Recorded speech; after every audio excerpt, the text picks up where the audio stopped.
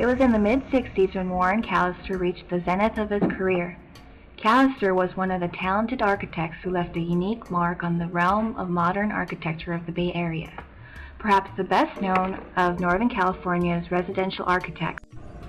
Callister was born in Rochester, New York in 1917. He studied architecture and fine arts at the University of Texas and graduated in 1941. He did not believe in the mainstream theories of modern architecture, which enabled him to explore and pursue his own way of approaching his design. He developed an eclectic style that made his work hard to be categorized and described. Callister always liked to work closely with people. He appreciated collaborating with a wide variety of clients and partnered with a lot of local architects, resulting in a unique set of works. He understood that architecture should represent the people who occupied them. Callister became fond of the Japanese culture after his trip to Asia with one of his clients in 1966. This fortified his influence of Frank Lloyd Wright and Bernard Maybeck, who themselves displayed Japanese influence in their work. Callister was mesmerized by how meticulously Japanese people celebrated the act of doing things rather than the end result. Being the eclectic architect that he was, he never feared borrowing elements from different traditions. He stylishly created a language of his own, embroiling elements that are influenced by the Bay Area, the local Victorian style, and his favorite, the Japanese style. Callister executed this mixture by using wood that became the main feature of his work.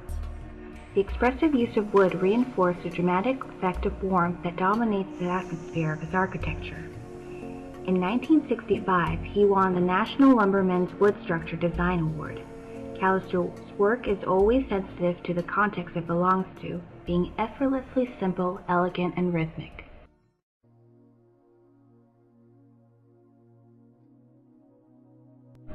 George Headley, chaplain of Mills College Chapel, always dreamt of building a round church that would help bringing people together. After spending 2 decades of fundraising, the ambitious chaplain couldn't have hoped for a better architect than Callister to bring his dream into reality. Completed in 1967, this handsome dome-like chapel is located in the beautiful campus of Mills College. It seamlessly sits in the lush hillside of the campus, as if it belonged there forever.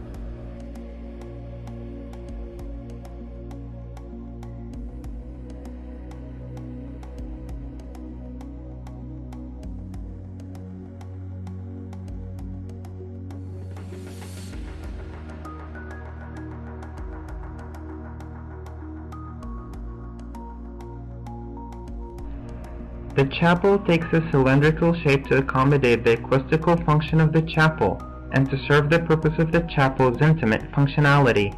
The overall formal language of the chapel is chiefly derived from its function and acoustical considerations, reflecting the architect's awareness of modernism.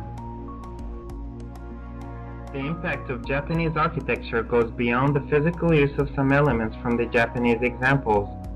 Callister adopted the symbolic philosophy of Shinto architecture of how to look at spaces. In this case, he thoughtfully created transitional spaces to symbolically serve as a shifting point of thoughts, something he believed is needed upon entering religious spaces. This massive wooden structure is cleverly separated from the ground by low ribbon windows to permit light and access to the chapel.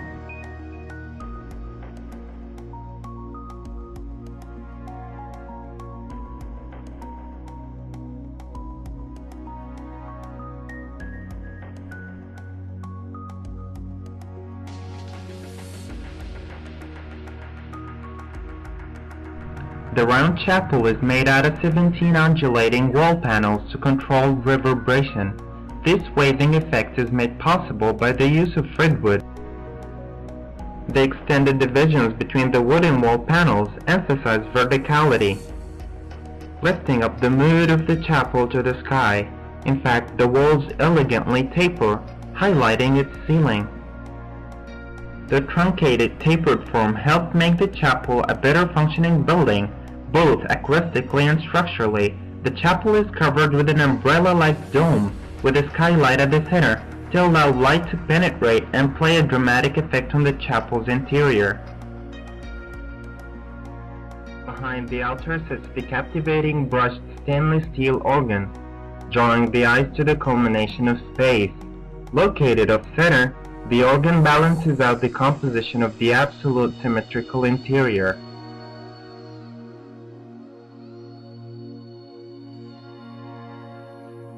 Harmony is manifested in all aspects of the chapel. This is just what Headley wanted for his chapel to be, a harmonious place for all to get together and reflect.